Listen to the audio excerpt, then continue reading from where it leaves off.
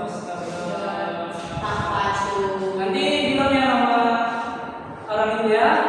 Nggak mau. Oke, untuk pembelajaran sebelumnya ada yang masih ingat? Lupa, Pak. Aduh, aduh, mana salah lagi. Ya, Pak, ini nomor 3, Pak. Enggak, Lupa. enggak, Pak. Sebarannya kita dulu. Sebaran Islamnya gimana? Masa lupa sih?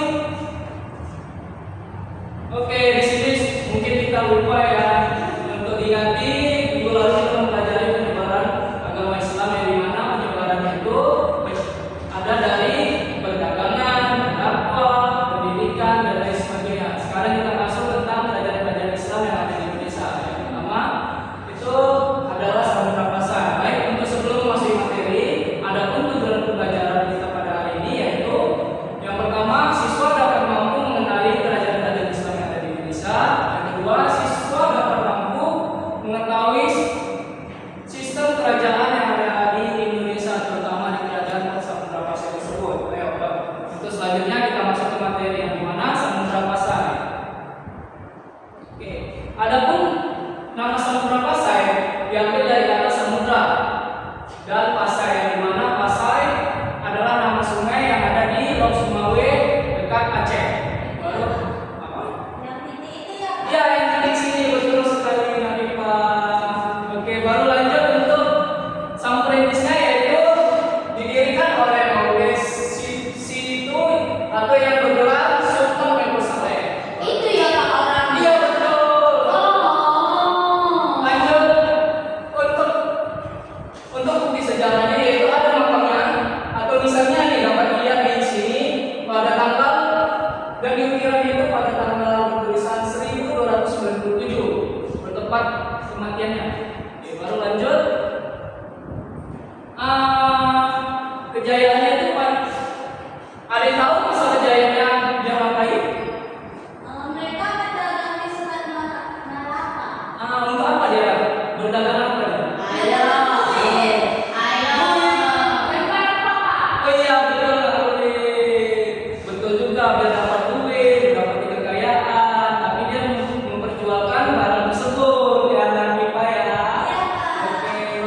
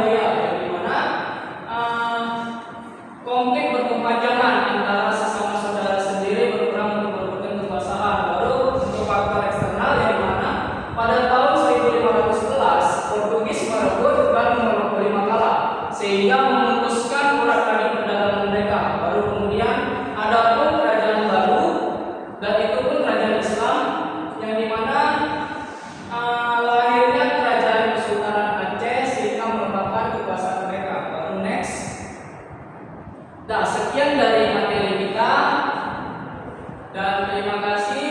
Ada yang kurang paham? Saya ingin bertanya, Pak. Ya, betul.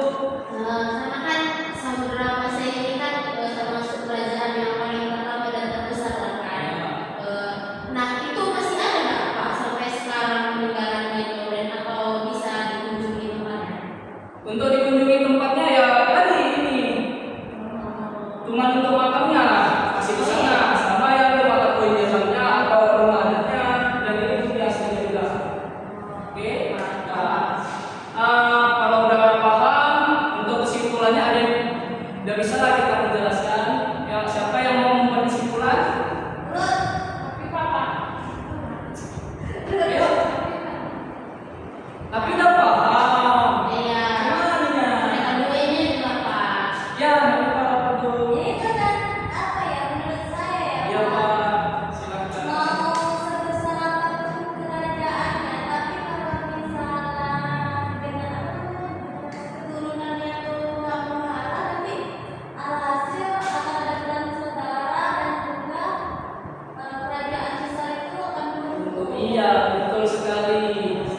Karena apa? Kalau kita saling berperang, kalau sesama kita saudara sendiri berperang, akibatnya kerajaan tersebut tergoyah, masyarakat kita akan terpecah juga dan akan runtuh. Malah kerajaan baru itu akan menyerang kita dengan mudah. Iya. Oke, sekian dari kesimpulan yang dapat Bapak sampaikan dan terima kasih. Dan selanjutnya ada pelajaran apa selanjutnya ini?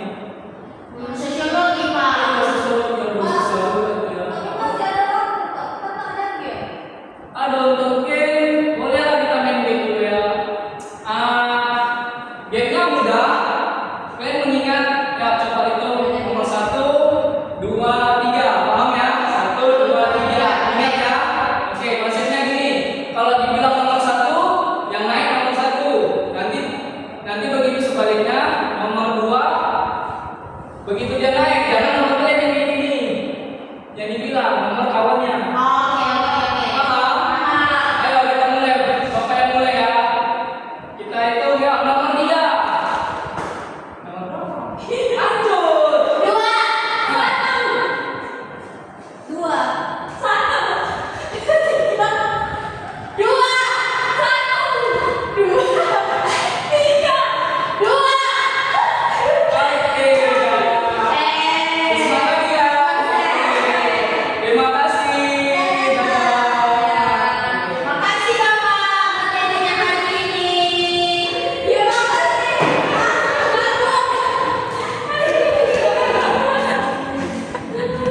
Sama kayak